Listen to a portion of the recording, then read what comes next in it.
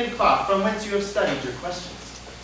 Oh, you have a nimble wit. Will you sit down with me, and we two will rail against our mistress, the world, and all our misery? I will chide no breather in the world but myself, against whom I know most faults. Well, the worst fault you have is to be in love. A fault that will not change for your best virtue.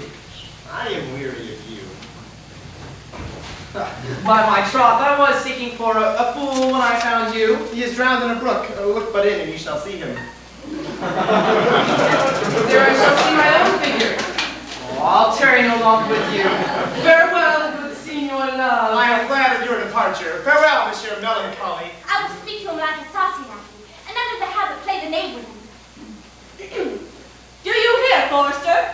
Very well, what would you? I pray you, what is the o'clock? You mean to ask me the time of day? There is no clock in the forest. Then there is no true lover in the forest, else sighing every minute and groaning every hour. Would he check the lazy foot of time as well as the clock? Why not the swift foot of time? By no means, sir. Time travels with divers places and divers persons. I'll tell you who time ambles withal, who time trots withal, and who time gallops withal. Who doth he trot withal? Verily, he trots hard with a young maid, between the contract of a marriage and the day of the solemnize. If the interim be but a sevennight, his pace is so hard that it seemed the length of a 7 years. Who ambles time withal? With a priest that lacks Latin, and a rich man that hath not the gout. For one sleeps easily because he cannot study, and the other lives merrily because he feels no pain. Who doth he gallop? With a thief to the gallows, though he go as soft as foot can fall, he think himself too soon there.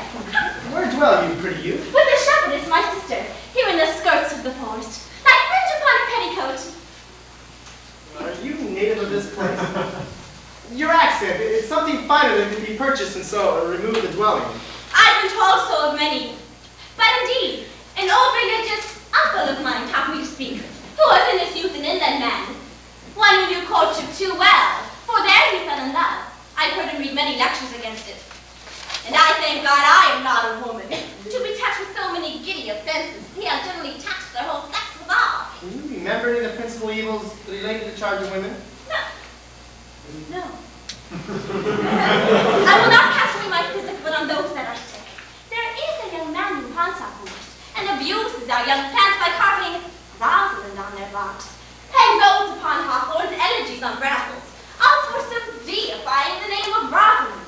If I could meet this fancy man, I would give him some good counsel, for he seems to have the quotidian of love upon him. I am he that is so love-shaped. Tell me, what is your remedy? Well, there is none of my uncle's marks upon you. He taught me how to know a man in love. In which cage of brushes I am sure you are not a prisoner. What were his marks? A lean cheek, which you have not. A blue eye sunken, which you have not. A beard neglected, which you have not.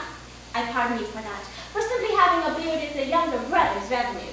Then your hose should be ungarnished, your bonnet unbuttoned, your sleeve unbuttoned, your shoe untied, everything demonstrated in a careless desolation. You are no such man. You are rather point device in your accoutrements, as seeming the lover of yourself rather than the lover of another. Fair youth, I would I could make you believe that I love. Me believe it? You may just as soon make her that you love believe it, which I warn she's out to do than confess that she does. but in good sooth, are you he that hangs the verses on the trees where Rosalind is so admired? I swear to you, youth, by the white hand of Rosalind, I am that he, an unfortunate he. But are you so in love as your rhymes speak? Neither rhyme nor reason can express how much. It's really a madness. And I tell you, deserves as well a dark horse and whipped as madmen do. And the reason why they are not so punished and cured is that the lunacy is so ordinary that the whippers are in love too. Yet, I profess curing it by counsel. Have you ever cured any so? Yes, one. And in this manner. He was to imagine me his love, his mistress, and I set him every day to woo me. At what time would I? Being but a motion, green, the effeminate, changeable, longing, liking, proud, fantastical, full of tears and full of smiles, for every passion something and for no passion truly anything, as boys and women are for the most part cattle of this color.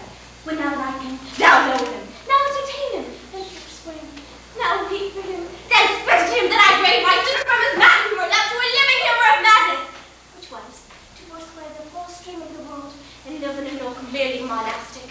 And thus, I cure him. And in this way, will I take it upon me to wash your liver as clean as a sound sheep heart, that there might not be one spot of love in it. I would not be cured, youth. I will cure you. If you would but come to my coat every day and woo me. By the faith that I love, I will. Tell me where it is.